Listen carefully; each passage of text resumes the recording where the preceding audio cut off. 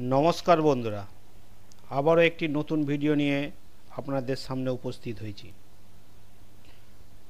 বুধবার দিন নবান্ন বৈঠকের পর মুখ্যমন্ত্রী বলেছিলেন 16,500 শিক্ষক শিক্ষিকা নিয়োগ করবেন। এই 16,500 শিক্ষক শিক্ষিকার সিট নিয়ে চাকরি প্রার্থীদের মধ্যে একটি বিভ্রান্ত সৃষ্টি করেছে। এই সম্পর্কে জানব বিস্তারিতভাবে। অবশেষে জানা গেল 16,500 শিক্ষক শিক্ষিকা নিয়োগ করবেন উচ্চ প্রাথমিকে। রাজ্য বিধানসভা ভোট খুব কাছে, তার আগেই স্কুল শিক্ষায় বিপুল সংখ্যক শিক্ষক নিয়োগের কথা ঘোষণা করলেন মুখ্যমন্ত্রী মমতা বন্দ্যোপাধ্যায়। বুধবার নবান্নে রাজ্য মন্ত্রিসভার বৈঠকের পরে সাংবাদিকদের মুখোমুখি হয়ে তিনি জানান, টেট পরীক্ষার ইতিমধ্যে 20,000 চাকরি প্রার্থী পাস করেছেন। শূন্যপদ আছে 16,500। আসন্ন ডিসেম্বর থেকে জানুয়ারি মাসের মধ্যেই শূন্যপদের নিয়োগের জন্য ইন্টারভিউ করা হবে। বাকি সফল প্রার্থীদের ধাপে ধাপে শূন্যপদের নিয়োগ করা হবে।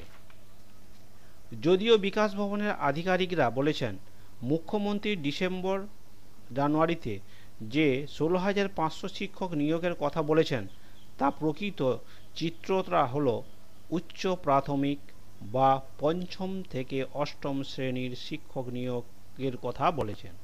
অর্থাৎ এখানে পরিষ্কারভাবে বোঝা যাচ্ছে যে কেবলমাত্র উচ্চ প্রাথমিকের জন্য, এটা প্রাথমিকের জন্য শিক্ষক নিয়োগ নয়। এই সিটটা উচ্চ প্রাথমিকের শিক্ষক নিয়োগের জন্যই কথাটাই বলেছেন।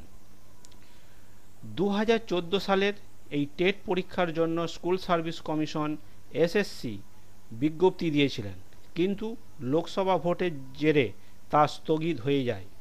উচ্চ প্রাথমিকে 2015 সালে 16ই আগস্ট টেট পরীক্ষা হয়েছিল 14,339টি পদের নিয়োগের জন্য। পরের বছর অর্থাৎ 2016 সালের 14ই সেপ্টেম্বর সেই পরীক্ষার ফল বেরোয়। ইন্টারভিউ হয়েছিল 2019 সালের জুলাই মাসের দিকে। গত বছর 4 অক্টোবর সম্ভাব্য মেরিট লিস্ট 24,000 প্রার্থীর নাম প্রকাশিত হয়েছিল, কিন্তু মামলার জেরে বিষয়টি আপাতত বিচারাধীন। তাই এখনই সম্ভাব্য মেধা তালিকার প্রার্থীদের কাউন্সেলিং করে শূন্য পদের নিরিখে প্যানেল বের করার সমস্যা আছে এসএসসি দপ্তর। যদি ভিডিওটা ভালো লাগে তাহলে লাইক, শেয়ার ও কমেন্ট করবেন। ধন্যবাদ।